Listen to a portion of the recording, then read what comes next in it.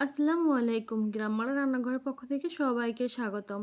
চলে আসলাম নতুন আরেকটি রেসিপি শেয়ার করার জন্য। আজকে আমি নিয়ে আসছি আপনাদের মাঝে ফিশ ফ্রাই রেসিপি। আর এটা যেকোনো মাছ দিয়ে করতে পারেন। আমি কিন্তু তেলাপিয়া মাছ দিয়ে করেছিলাম। আর এভাবে যদি ফিশ ফ্রাই হয় তাহলে কিন্তু সাদা ভাত বা পোলাও বা খিচুড়ির সাথে কিন্তু জমে যায়। আপনারা একবার হলেও ট্রাই করবেন।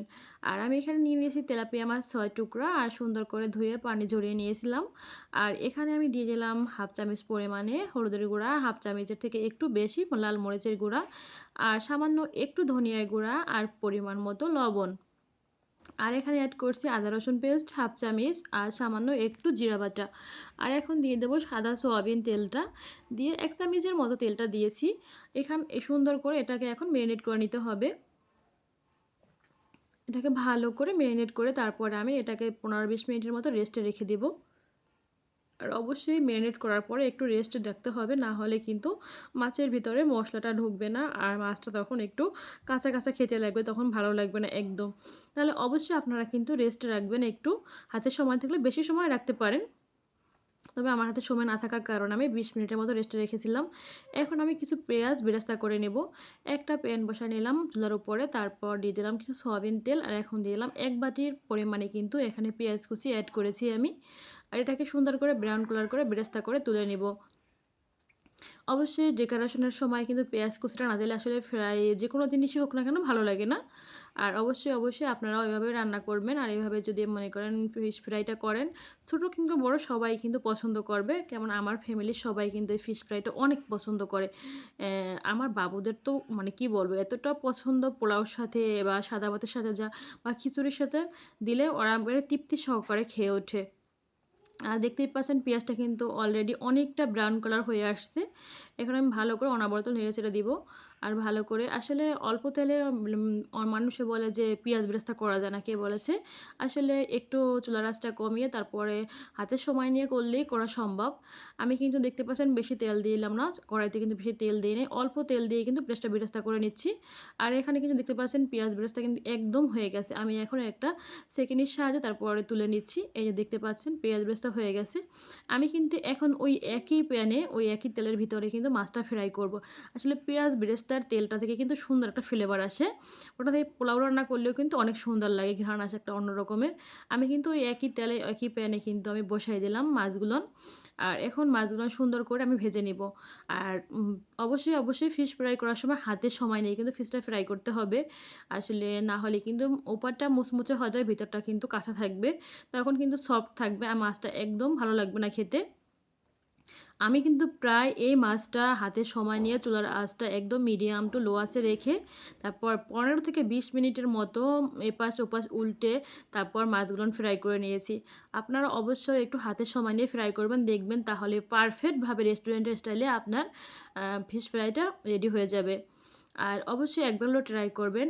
আর যারা এখনও আমার চ্যানেলটা সাবস্ক্রাইব করেননি, অবশ্যই চ্যানেলটা সাবস্ক্রাইব করে পাশে থাকবেন। আর যারা আমার চ্যানেলটা অলরেডি সাবস্ক্রাইব করেছেন, আপনাকে অসংখ্য ধন্যবাদ আপনাদের সবাইকে। আর আপনাদের দোয়া এবং আল্লাহর রহমতে অনেক দূর এগিয়ে আসছি।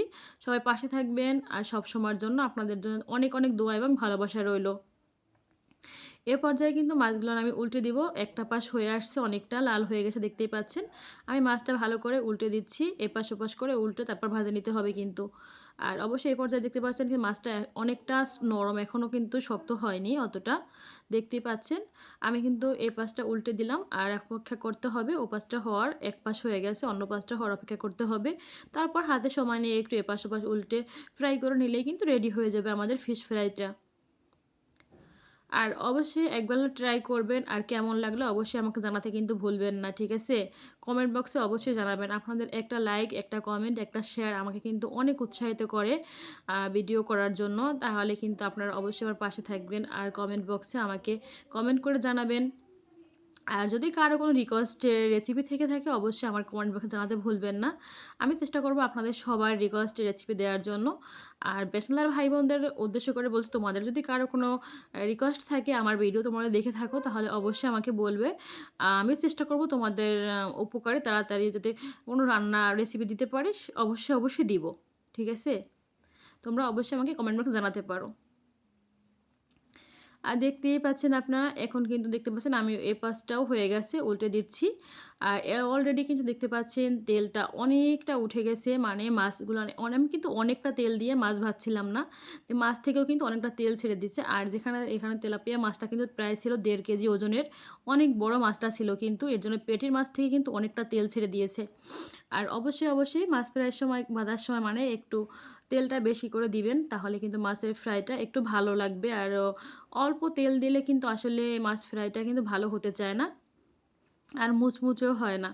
দেখতে পাচ্ছেন কিন্তু অনেকটা শেষ হয়ে আসছে ফ্রাইটা একদম শেষের দিকে। আমি কিন্তু এভাবে নেড়েচেড়ে তারপরে এপাশ-ওপাশ উল্টে দিচ্ছিলাম। আপনারা এভাবে একটু হাতে সময় নিয়ে তারপরে কিন্তু এপাশ-ওপাশ উল্টে তারপরে ফ্রাইটা করে নিবেন।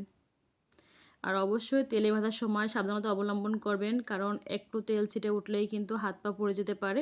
তো সাবধানতা অবলম্বন করে রান্না করবেন। আমি সবসময়ের জন্য কিন্তু এই মা বোনদের রিকোয়েস্টটা করে থাকি। আর একদম কিন্তু চলে আসছি শেষ পর্যায়ে মাছ ফ্রাইটার। আমি কিন্তু এখন একটু দেখে দেখে নিচ্ছি এ পাশটা কতটা হয়েছে এ পর্যায়ে। আর এ পর্যায়ে কিন্তু দেখতেই পাচ্ছেন হয়ে গেছে। আমি এখন মাছগুলো আস্তে তুলে নিব। আর মাছটা দেখেন কতটা সুন্দর একটা কালার আসছে। মানে কি বলবো? এত সুন্দর একটা লোভনীয় কালার আসছে দেখলেই বুঝতে পারতেছেন আপনারা। আর এত সুন্দর একটা স্মেল আসতেছিল যেটা কি বলবো আপনাদের। আর এখন কিন্তু আমি মাছগুলান তুলে নিচ্ছি। আর দেখতে পাচ্ছেন আমি কিন্তু তুলে নিয়েছি। একদম মুসমুসে হয়েছে। আর কি বলবো? এত সুন্দর খেতে হয়েছিল ধারণার বাহিরে। আপনারা ট্রাই না করলে আসলেই বুঝতে পারবেন না। একবার হলেও ট্রাই করবেন বাসাতে, ঠিক আছে? আর এ পর্যায়ে আমি সবগুলান তুলে নিয়েছি। এখন এটা ডেকোরেশন করব। আর এখানে দিয়ে দিচ্ছি এখন কিছু পেঁয়াজ বেরেস্তা করে রেখেছিলাম, ওটা দিয়ে সুন্দর করে ডেকোরেশন করে নিচ্ছি। সবাই ভালো থাকবেন, সুস্থ থাকবেন। আল্লাহ হাফেজ। আসসালামু আলাইকুম এভরিওয়ান।